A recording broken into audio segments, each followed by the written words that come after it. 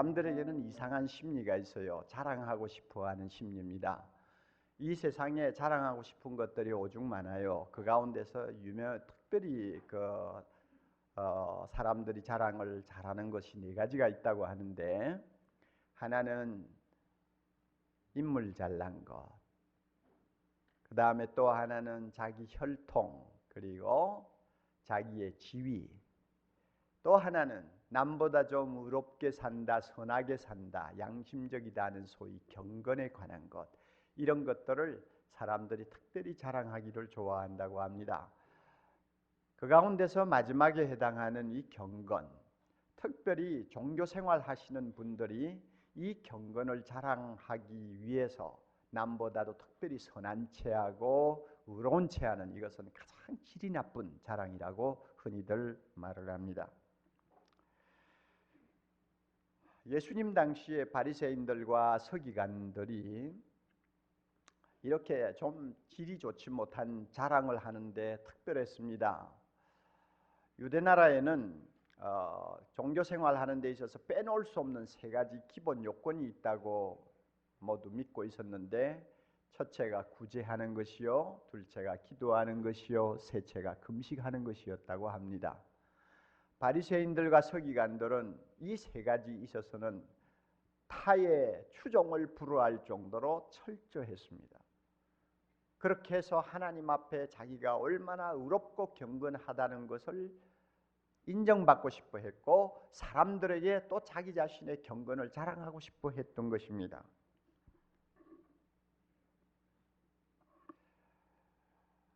구제는 이웃 사람과의 관계에서 보여줄 수 있는 경건 행위 아닙니까?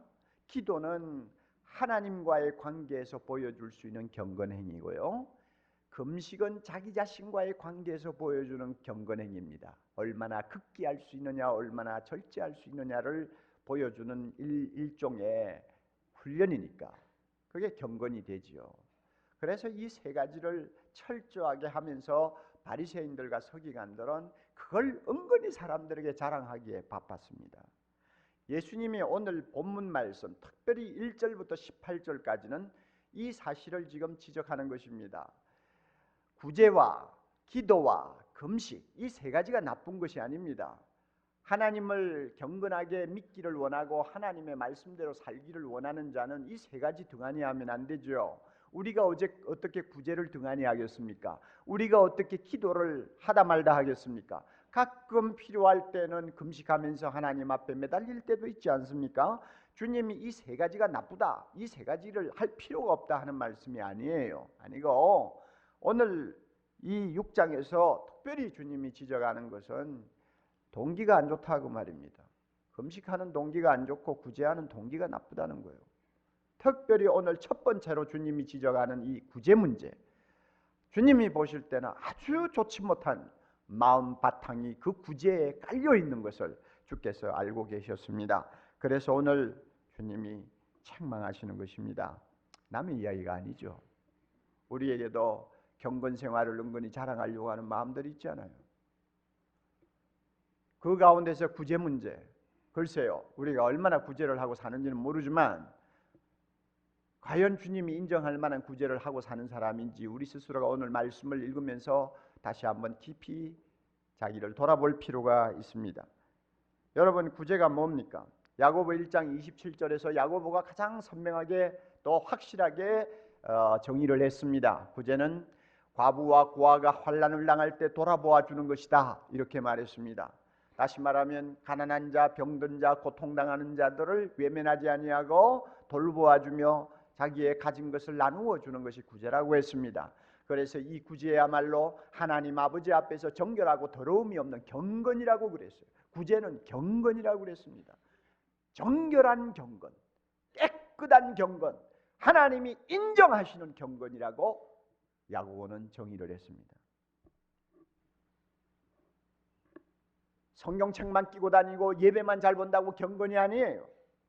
날마다 엎드려 기도만 한다고 경건이 아니에요. 하나님이 인정하는 정결하고 거룩한 경건은 환난 중에 있는 자들을 돌아보는 구제에 있다고 말씀하셨습니다. 이만큼 구제가 중요한 겁니다.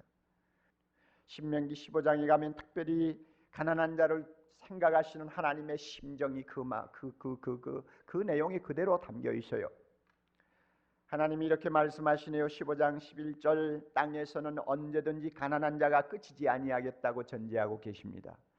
이스라엘 백성, 하나님이 택한 백성 가운데는 가난한 자가 하나도 없도록 하실 것 같은데 역시 세상인지라 가난한 자가 없어지지는 않는다고 그러네요.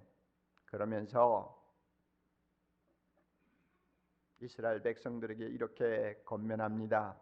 내가 네게 명하여 이르노니 너는 반드시, 잘 들으세요, 반드시 내 경내, 내 구역 안에 있는 내 형제의 곤란한 자와 궁핍한 자에게 내 손을 펼치니라.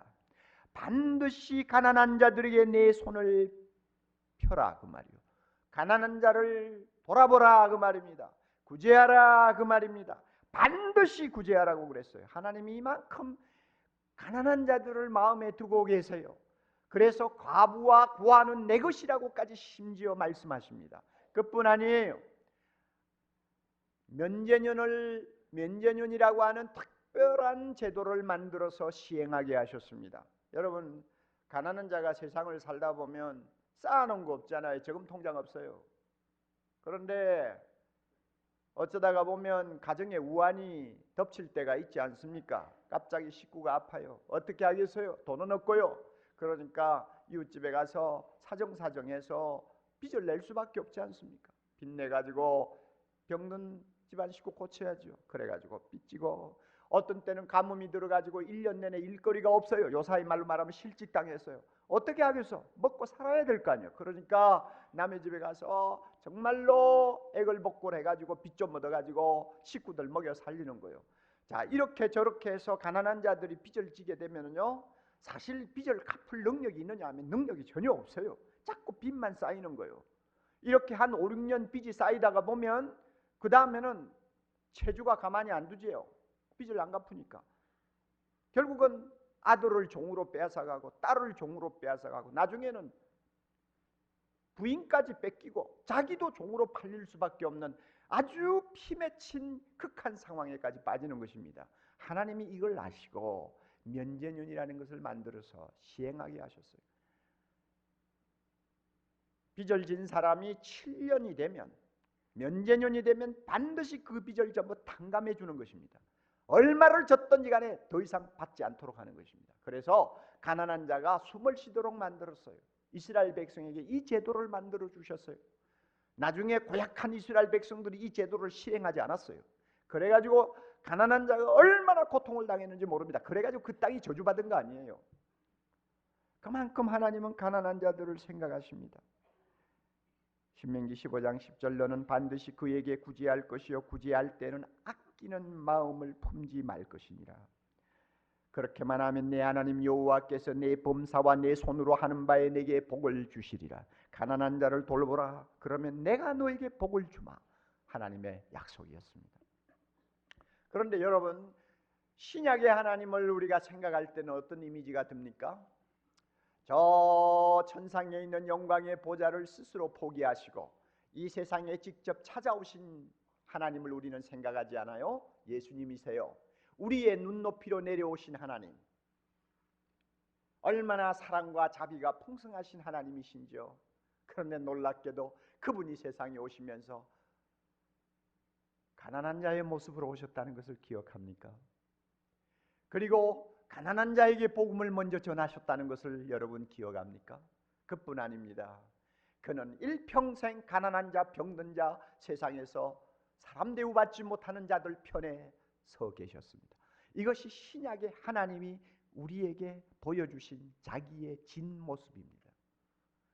따라서 이 지구상에 지금 세워져 있는 교회는 예수님의 몸입니다. 세상 사람 앞에 교회의 이미지는 어떻게 비춰야 하느냐? 작은 예수로 비춰야 합니다. 교회를 드나드는 모든 성도는 작은 예수로 세상 사람 앞에 비춰야 되는데 그 작은 예수는 어떤 모습이냐? 가난한 자의 모습이요, 가난한 자 편에 서 있는 자요, 사랑을 실천하는 자의 모습으로 세상 사람 앞에 보여야 하는 것입니다. 이런 의미에서 구제라는 것은 우리 모두에게 대단히 중요한 것입니다. 그런데 참 이상한 것은요, 이렇게 중요한 구제, 남을 돕는 일인데 중요한 구제일수록 사람들이 외식하기가 쉽다는 사실입니다. 외식이 뭡니까? 겉을 싸는 것 아니요, 겉을 포장하는 것입니다.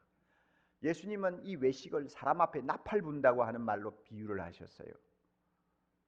사람들로부터 칭찬받기 위해서, 사람들에게 자기 자랑하기 위해서 선한 일을 하는 것을 외식이라고 그래요. 이상해요. 구제를 하는 사람들이 빠지기 쉬운 함정이 뭐냐 하면 외식입니다. 바리새인들이 그랬어요. 서기관들이 그랬어요. 우리 교회는 그런 사례가 별로 없습니다만은 제가 몸담고 있었던 과거의 교회들 가끔 생각하면은요, 이상한 사람들이 있어요. 구제하면서 나팔 불어요. 돈 좀 내고 나팔 불어요. 헌금 좀 하고 나팔 불어요. 그래서 인정받고 싶어 해요. 목사고 교회 안에 있는 지도자들이 인정을 하지 않고 대수롭지 않게 여기면 그것 때문에 불평하고 돌아다녀요. 이상한 사람들 많아요.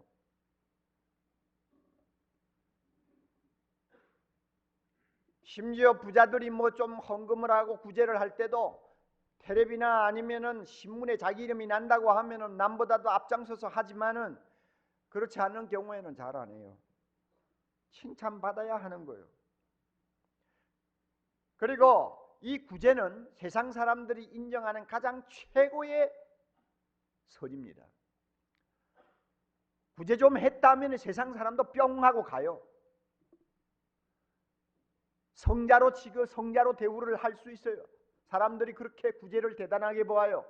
그러니까 나도 모르게 구제하면서 외식하게 되는 것입니다.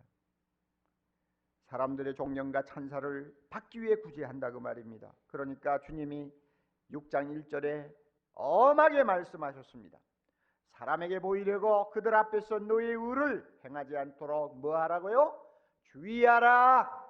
구제할 때에 사람에게 나팔 불려고 하지 않도록 주의해라. 그런 함정이 너희 앞에 있다는 것을 주님이 경고하고 계시는 것입니다.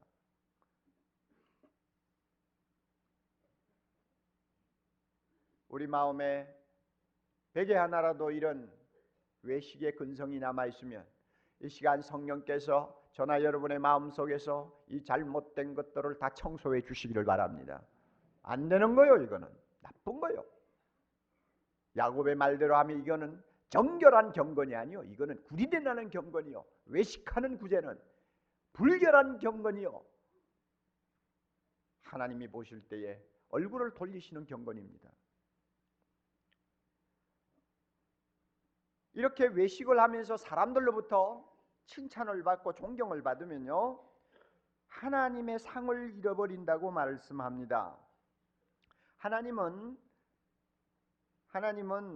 그 구제를 하는 사람에게 다 상 준다고 하시지 않고 하나님의 마음에 드는 구제를 하는 사람에게만 상을 주신다고 그래요.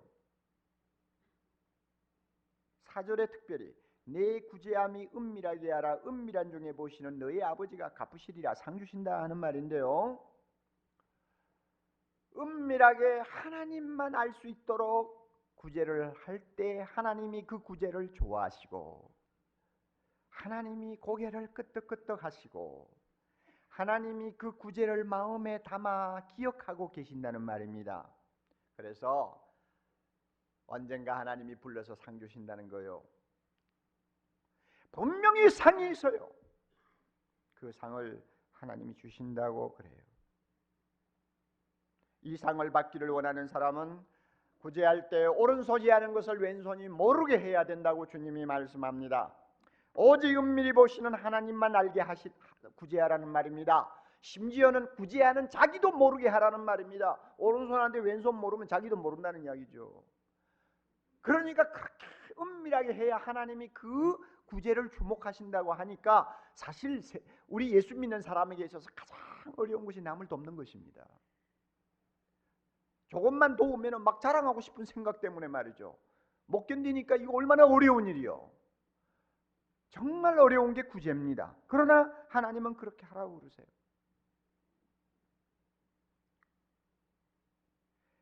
왼손이 모르게 구제하는 것, 여기에는 두 가지의 암시적인 의미가 들었습니다. 첫째는요, 동기가 깨끗해야 된다는 것입니다.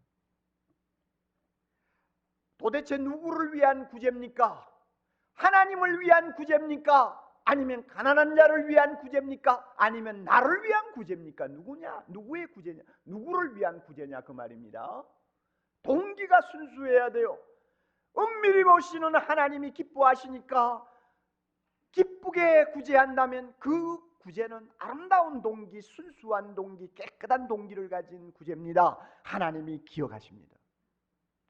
그러나 은근히 나 자신을 위한 어떤 생각을 가지고 구제합니까? 내가 구제 좀 많이 해야 사람들이 인정해 줄 거 아니야. 교회에서도 내가 구제 많이 한다는 소문나면 뭐 권사도 시켜주고 장로도 시켜줄지 모르지 않느냐. 은근히 그래서 자기 의를 자랑하고 자기 선을 자랑하기 위해서 했다. 여러분 집을 팔아서 구제해 보세요. 하나님이 그 구제 인정하시나. 벌써 동기가 냄새가 나는데요. 또 하나 중요한 의미가 있습니다. 왼손이 모르게 하는 구제는 어떤 것이냐? 다 잊어버리는 구제입니다. 내가 누구에게 얼마 줬다고 일기장에 써놓을 필요가 없어요. 내가 언제 뭐 누구를 만나서 뭐 내 겉옷을 벗어줬다 컴퓨터에 입력시키고 나중에 검색할 필요가 없어요. 다 잊어버려야 돼요. 예수님의 유명한 비유 여러분 기억하시지 않습니까? 예수님이 마지막 재림하실 때에 온 인류를 자기 앞에 불러 모으신대요. 뭐 어떻게 불러 모으실지 몰라요. 그러나 천지 만물을 창조하신 그 크신 하나님이 뭐 이 지구 역사상에 뭐 태어난 모든 인류를 한 자리에 불러 모으는 거 그거야 뭐 누워서 식은 죽 먹기죠. 뭐 불러 모은대요. 그리고는 천사들이 딱 갈라 놓는데요. 오른쪽에는 하나님을 잘 섬긴 거룩한 성도들이 모입니다. 그래서 그들을 일컬어 양이라고 그러대요. 왼쪽에는 하나님을 모르는 모든 세상 사람들, 심지어 예수를 믿어도 엉터리로 믿었던 사람들 전부 그 자리에 모은대요. 그들을 일컬어서 염소라고 그러대요. 참 그런 날이 앞에 있다고 생각하면 어떤 때는 소름이 끼칩니다. 이야, 정말 대단하겠구나 하는 생각이 들죠. 예수님께서 왼쪽에 있는 염소들을 향해서 말씀합니다. 너희들은 가난한 자를 보아도 못 본 채 했다. 너희들은 감옥에 갇혀서 고생하는 자를 한 번도 찾아간 일이 없다. 너희들은 병든 자를 보아도 남의 일처럼 생각하고 너희들이 고통당하는 자를 보아도 못 본 채 했구나. 그랬더니 염소들이 대뜸 합창을 했죠. 예수님 언제 우리가 안 했습니까? 1935년 12월 25일 우리 저 형무소 찾아간 거 모르세요? 어떻게 날짜까지 다 외우고 앉아있어요. 그러니까 불행하게도 예수님은 대답을 하셨어요. 나는 모른다. 이게 엉터리 구제예요. 조그만하게 뭐 한 거 그거 다 기억하고 있는 거예요. 그리고 그것을 하나님 앞에 인정받으려고 하는 것입니다. 이거는 잘못된 거예요. 자, 오른쪽에 있는 양 보고 말씀합니다. 너희들은 가난한 자를 부지런히 찾아보았구나. 감옥에 갇힌 자를 불쌍히 여겼구나. 병든 자를 위해서 너희들이 많은 희생을 했구나. 감사하다. 너희들이 1985년도 1월 31일 날 저 서대문 형무소 찾아간 거 내가 잘 기억한다. 양들이 깜짝 놀랐어요. 예수님 우리는 도무지 기억이 안 나는데요. 언제 우리가 형무소 갔다 왔어요? 나 아직 형무소 구경도 못했어요. 아무것도 모르는 거예요. 그런데 예수님 뭐라고 그럽니까? 나는 다 알고 있다. 이게 진짜 구제예요. 왼손이 모르게 하는 구제는 해놓고 잊어버리는 것입니다. 이게 참 구제입니다. 우리가 작은 예수로서 이 세상 앞에 빛이 되려면, 소금이 되려면 구제를 등한히 하면 안 됩니다. 여러분이 드리는 헌금 중에 상당수가 가난한 이웃을 돕는 데 쓰이고 있다는 사실을 믿으시기 바랍니다. 그러나 사랑하는 형제자매 여러분, 내가 헌금하는 것으로 구제한다고 하는 데서 끝나면 안 됩니다. 하나님은 가끔 우리에게 거지를 보낼 때가 있습니다. 실직당한 자를 보낼 때가 있습니다. 병든 자를 보낼 때가 있습니다. 가끔 스쳐 지나가던 전에는 몰랐던 미문에 앉은 안진뱅이에게 눈을 고정시키도록 만들 때가 있습니다. 하나님이 나에게 보내는 가난한 자, 고통당하는 자가 누굽니까? 예수입니다. 예수님 자신이에요. 이런 사람을 여러분이 외면하시면 안 됩니다.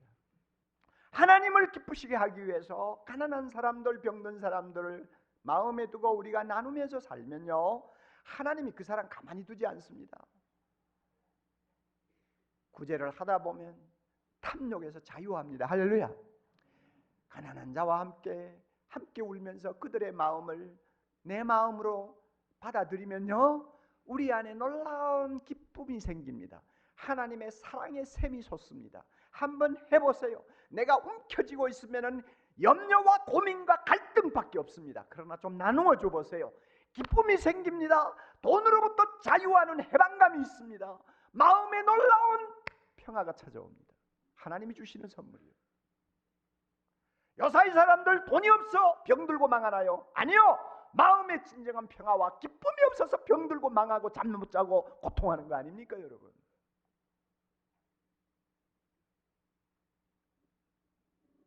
헨리 나우엔이라고 여러분이 잘 아시는 분, 자, 이렇게 말합니다.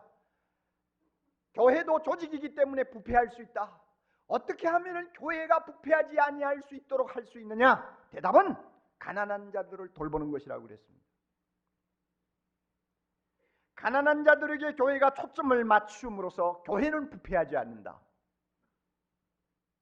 우리 사회의 후미진 곳에 손을 교회가 뻗칠 때 교회는 교회 스스로 부패할 수 있는 모든 균을 쓸어낼 수 있다는 것입니다. 우리 교회가 예수 믿는 사람들이 관심을, 도움을 필요로 하는 자들에게 옮길 때 늘 새로워질 수 있다고 그는 말합니다. 옳은 말입니다. 그러므로 가난한 자가 누굽니까? 교회의 짐입니까? 아니요. 교회의 축복의 채널이라는 것입니다. 가난한 자들로 인해서 교회가 드디어 교회다울 수 있고, 가난한 자들로 인해서 교회는 하나님으로부터 오는 축복을 누릴 수 있다는 것입니다. 옳은 말 아닙니까, 여러분? 사랑하는 형제자매 여러분, 얼마나 가난한 자들을 여러분이 마음에 두고 기도해 줍니까? 얼마나 고통당하는 자들에게 여러분이 없는 중에서도 나누어 가지 쓰려고 여러분이 정성을 쏟습니까? 사랑하는 형제자매 여러분, 얼마나 여러분은 하나님이 은밀히 알고 계시는 구제를 하고 계십니까? 사랑하는 형제자매 여러분, 여러분은 예수님을 닮는 작은 예수로서 예수님처럼 가난한 자 편에 서고 가난한 자들을 가슴에 품고 하나님 앞에 기도하는 일을 얼마나 열심히 하고 있습니까? 여러분을 위하여 가난한 자들이 얼마나 하나님 앞에 감사하면서 기도하고 있다고 생각합니까? 주님의 말씀을 마음에 담읍시다. 이 말씀대로 우리 모두 실천하도록 노력합시다. 그래서 나도 살고 가난한 이웃들도 하나님을 찬양하게 만듭시다. 그리고 주님이 오시는 그날 우리 모두 은밀히 보고 계시던 하나님이, 은근히 마음에 두고 계시던 하나님이 나를 따로 불러서 특별히 나를 위로하시며 상을 주시는 놀라운 행복을 우리 모두가 맛볼 수 있기를 바랍니다.